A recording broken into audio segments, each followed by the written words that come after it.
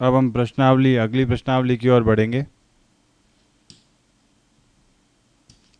प्रश्नावली 4.2 के अंदर हम द्विघात समीकरण को गुणनखंड विधि द्वारा हल करेंगे।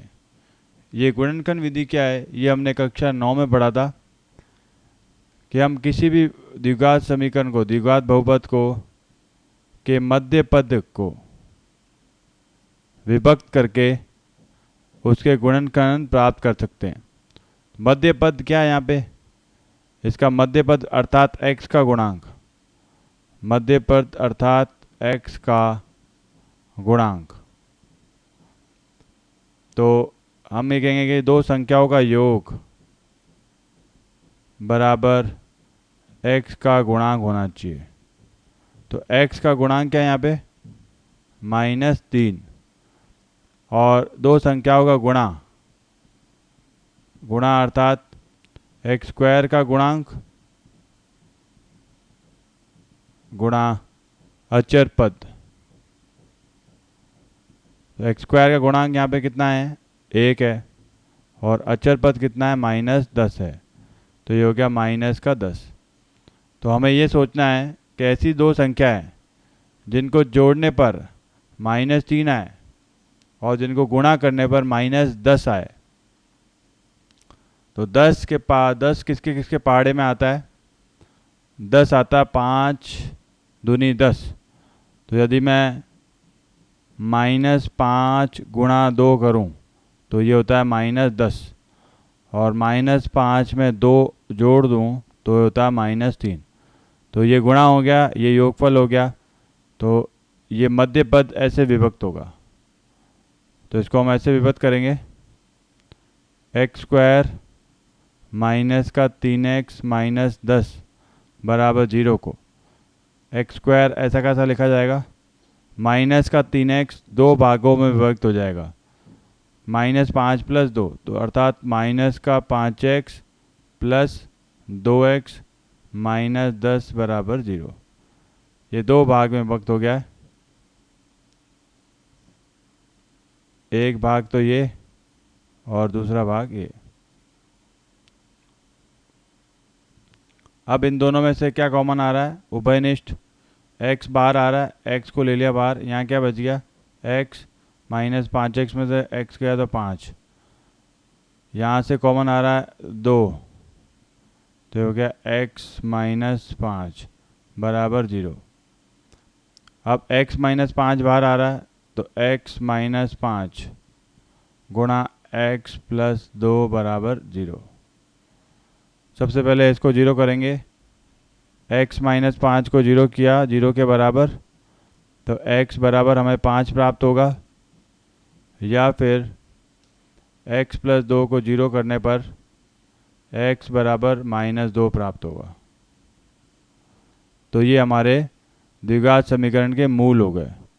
द्विघात समीकरण के जो मूल होते हैं उन्हीं को हमने बहुपद में शून्यक कहा था। याद रहे कि शून्यक और मूल एक ही है, ठीक है, ये अलग अलग नहीं है। अगला प्रश्न, अब इसमें क्या हो रहा है, इसमें x का गुणांक है 1, अर्थात दो संख्याओं का योग होना चाहिए 1 और गुणा होना चाहिए एक्स स्क्वायर का गुणांक 2 गुणा अचर पद -6, तो -12। दो संख्या को गुणा करने पर -12 है, तो -4 गुणा 3 ये होता है -12। और दो संख्याओं को जोड़ने पर +1 आए, तो +1 आ रहा है, अर्थात -4 + 3 करेंगे तो -1 आ गया, तो ये गलत हो गया, तो ये भी गलत हो गया। अब और देखते हैं, +4 और -3, तो 4 गुणा -3 किया तो -12 आ रहा है, ये सही है। 4 + -3 किया तो ये 4 -3 1, ये भी सही आ रहा है। तो संख्या हो गई 4 और -3। तो मध्य पद को विभक्त कर देंगे, ये हो गया 2x² + x - 6 बराबर 0। ये हो जाएगा 2x² + 4x - 3x - 6 बराबर 0। 2x बाहर आ रहा है, 2x ले लिया, x प्लस इसको मिटा देते हैं, 2x बाहर ले तो 2 बाहर आ जाएगा, -3 कॉमन आ रहा है, ये हो जाएगा x प्लस 2 बराबर 0, x प्लस 2 उभयनिष्ठ कॉमन आ रहा है, 2x -3 बराबर 0। एक बार x प्लस 2 को 0 किया तो x बराबर -2, या फिर 2x -3 बराबर 0 किया तो 2x बराबर 3, x बराबर 3/2। ये दो मूल हो गए। ठीक है, अगला प्रश्न, √2x² प्लस 7x प्लस 5√2। तो पहले देख ले योग क्या आ रहा है, x का गुणांक, x का गुणांक अर्थात 7, गुणा क्या आ रहा है, गुणा 5√2 इंटू √2, 5√2 इंटू √2।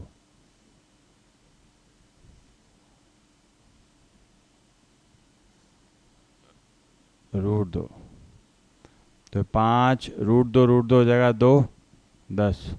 दो संख्या जिनको जोड़ने पर 7 आए और गुणा करने पर 10 आए, तो 5 इंटू 2 10 हो गया, 5 प्लस 2 हो गया 7।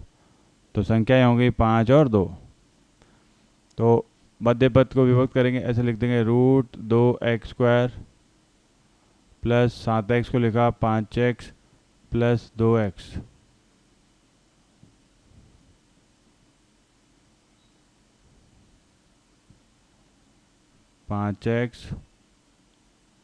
प्लस 2x प्लस 5√2 बराबर 0।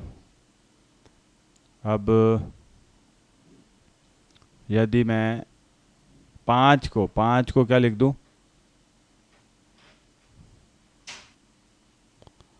5 को यदि मैं लिख दूं √5 गुणा √5, तो क्या ये सही होगा? हाँ सही होगा बिल्कुल।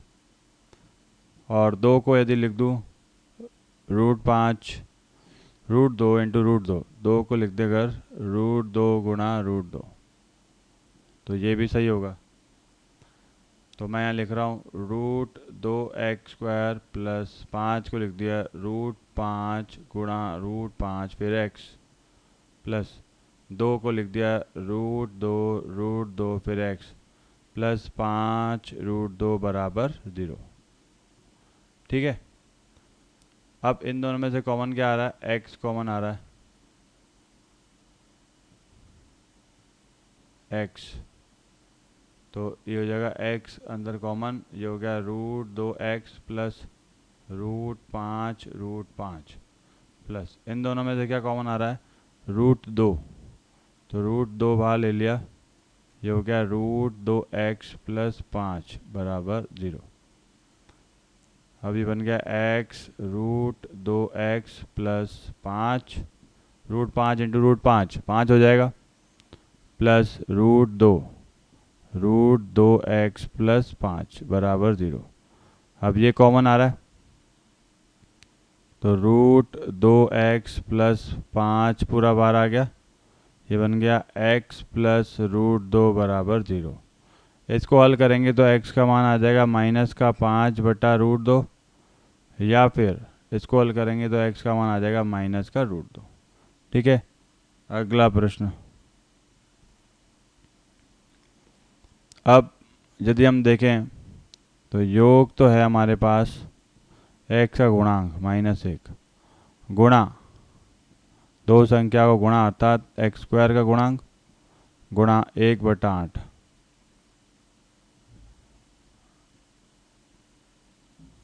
तो ये जगह 1/4। ठीक है,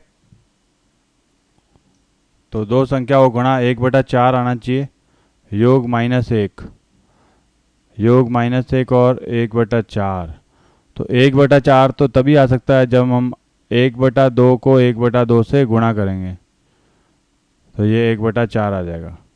परंतु यदि 1/2 में 1/2 जोड़ दूँ तो ये हो जाएगा 1, और जबकि योग क्या चाहिए, -1, तो दोनों को क्या करते हैं, माइनस कर देते हैं, तो माइनस माइनस तो प्लस ही रहेगा। यहाँ माइनस करने पर क्या होगा, यहाँ माइनस करने पे हो जाएगा -1। तो ये संख्या हो जाएंगी -1/2 और -1/2। तो इसको विभक्त करेंगे, ये हो जाएगा 2x² -x प्लस 1/8 बराबर 0। इसको लिख दिया 2x² -1/2x -1/2x प्लस 1/8 बराबर 0। अब क्या कॉमन आ रहा है इसमें, इन दोनों में x कॉमन आ रहा है तो बाहर ले लेंगे। तो हो गया 2x - 1/2। इन दोनों में क्या कॉमन आ रहा है, 1/2 कॉमन आ रहा है। तो 1/2 कॉमन लेंगे तो अंदर 2x - 1/2 नहीं बनेगा, तो 1/4 कॉमन ले लेते हैं माइनस का। तो ये बन जाएगा ऊपर का 2x माइनस का 1/2। गुणा करके देख लेंगे, देखो 2x को 4 से विभाजित करेंगे तो x/2 आ जाएगा, और माइनस का 1/2 माइनस का 1/4 से गुणा होगा तो प्लस का 1/4 आ जाएगा। अब ये पद पूरा कॉमन आ रहा है, तो ये हो गया 2x - 1/2 और ये हो गया x - 1/4। एक बार इसको करेंगे 0 तो 2x - 1/2 बराबर 0, 2x बराबर आधा, तो x बराबर 1/4। एक बार इसको करेंगे तो x - 1/4 बराबर 0, x बराबर 1/4। ठीक है।